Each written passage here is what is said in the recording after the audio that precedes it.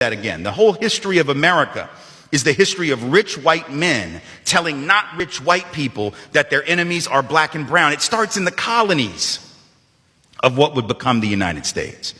Let's remember, during the colonial period, mid-1600s, there was no such thing as white people.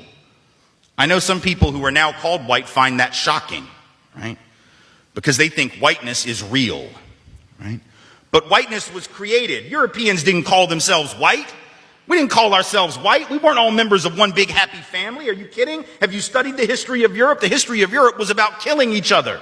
That's what we did in Europe. We just killed each other before we figured out there were other people to kill. We just killed each other, right? I mean, that was the history of Europe. The English hated the Irish, right? Northern Italians didn't even think that Southern Italians were Italians. The Germans hated everybody, and everybody hated their ass right back, right? There was no team called white, no race called white, but all of a sudden, in the middle of the 1600s, there was. Why? Why was it suddenly necessary to create this thing called the white race? Well, because rich people can count, that's why.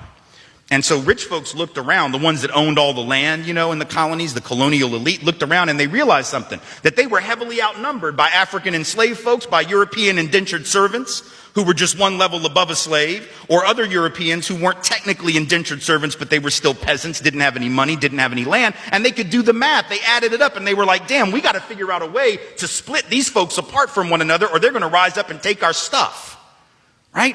Because after a while, these black folks who were enslaved Africans and these quote unquote white folks who were poor Europeans are going to figure out they're all getting played by these rich people. Right? So ultimately the rich figure out they got to come up with some way to get somebody in that group on their team. The easiest thing is to get the poor Europeans, right? Because at least they look like you. They sort of share some of the customs and the culture. So they all of a sudden create this thing called whiteness and they say, now you're part of the club.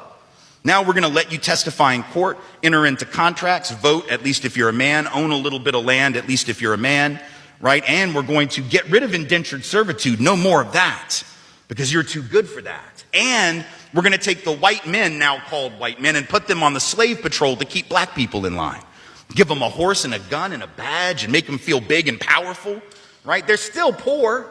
They still don't have anything. They didn't pay the slave patrol well, right? Just exploited them, used them as a buffer between the elite and the other poor folks, particularly poor folks of color. And pretty soon the rebellions that occasionally happened where black and white got together to overthrow the elite, those stopped. Because the divide and conquer had begun to work, right? You could turn people against each other by telling those poor white folks, they got to keep these black people in line.